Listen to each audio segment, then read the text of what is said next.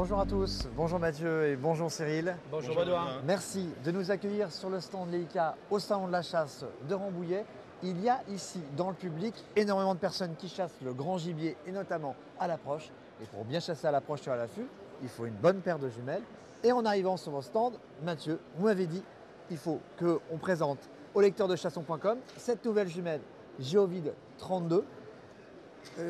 La première chose que vous m'avez dit, c'est qu'elle est beaucoup plus légère. Pourquoi? Exactement. Elle fait 820 grammes.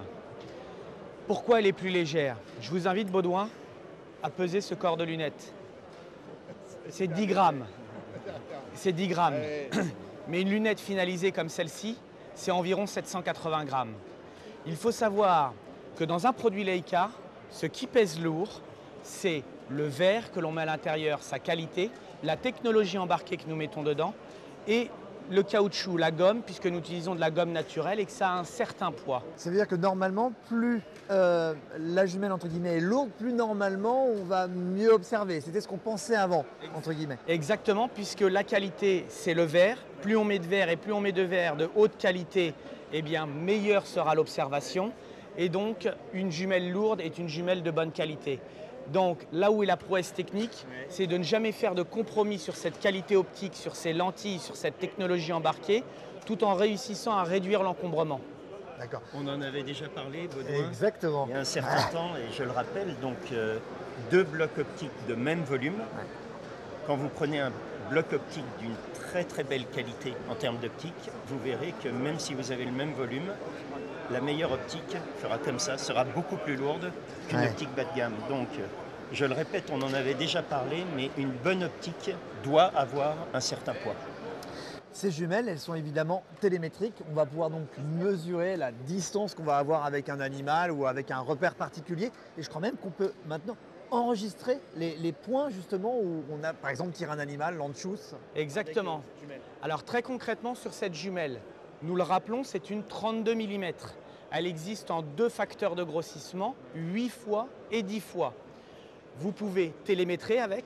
Il y a une application balistique pour pouvoir appliquer des corrections lors de tirs longue distance pour tireurs sportifs ou chasseurs. Et il y a un système de tracking également qui est extrêmement intéressant parce qu'il fonctionne également lorsqu'il n'y a pas de couverture réseau. Ça vous permet de télémétrer votre animal, appliquer votre tir.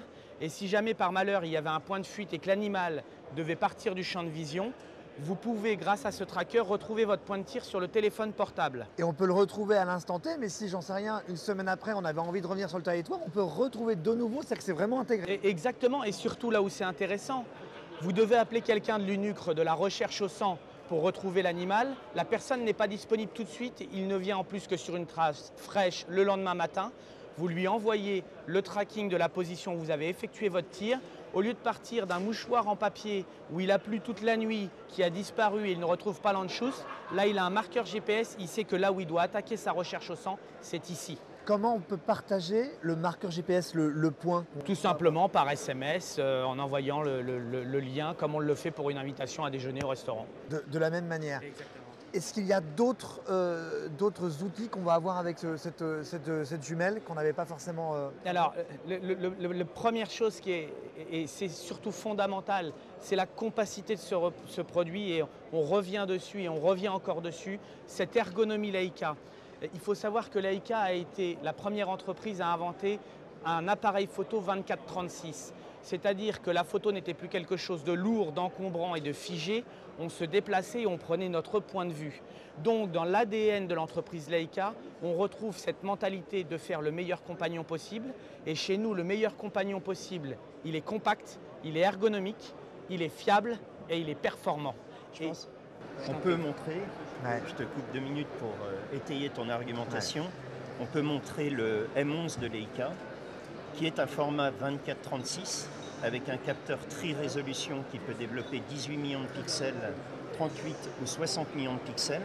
On voit que c'est le plein format avec un capteur 24-36 le plus compact du marché. Donc cette ligne d'appareil photo, ce qu'il faut voir, c'est que cet appareil en fait descend du M3 qui a été lancé en 1954 et depuis 1954, on a le même design, mais avec une technologie embarquée qui s'est révolutionnée. Et c'est là où j'appuierai ce que dit Cyril, très justement, il y a ce phénomène chez Leica, on a vraiment un leitmotiv qui est très important, qui est de dire entre tradition, excellence et modernité. Tradition parce qu'on part de ce qu'on a fait de meilleur dans le passé, pour aujourd'hui faire des produits qui soient excellents, et moderne parce que tourner sur les utilisations de demain. Sur la Geovid 32, il y a un autre facteur qu'il faut se dire, c'est qu'aujourd'hui avec le développement du thermique, comme on en a parlé, on arrive vers quelque part une fin des jumelles en 56. Les chasseurs traditionnels utiliseront toujours du 56 parce qu'ils se limiteront à ce qu'ils ont toujours fait. Aujourd'hui, dans les nouvelles missions qu'on attribue aux chasseurs et à la police de la chasse et autres, on est amené à utiliser du produit thermique. Pourquoi s'encombrer avec une jumelle en 56 quand on peut avoir une jumelle en 32 et un produit thermique lorsqu'il n'y a plus assez de lumière? Ça permet d'avoir la complémentarité, on fait le meilleur de ce qu'on peut faire 2 jours avec ce type de produit et lorsqu'on passe en conditions nocturnes, on passe sur du produit thermique. Je vais vous poser une petite colle, on parlait de l'appareil photo. La première paire de jumelles, Leica, c'était autour de quelle année? 1907. 1907. 1907, on a lancé notre première jumelle Leica et les premières jumelles télémétriques de Leica ont été faites en 1992. Ce qui n'existait pas sur le marché à l'époque. Voilà. Un point technique qu'il est important de donner aux consommateurs, cette paire de jumelles existe en 8 fois et en 10 fois.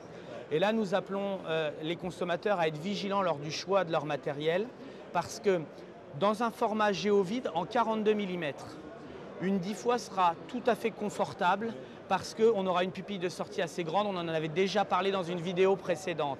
Dans du 32 mm, on a une sortie, un objectif qui est un petit peu plus petit. Donc la pupille de sortie va être un petit peu plus petite, c'est-à-dire la fenêtre dans laquelle on place son œil.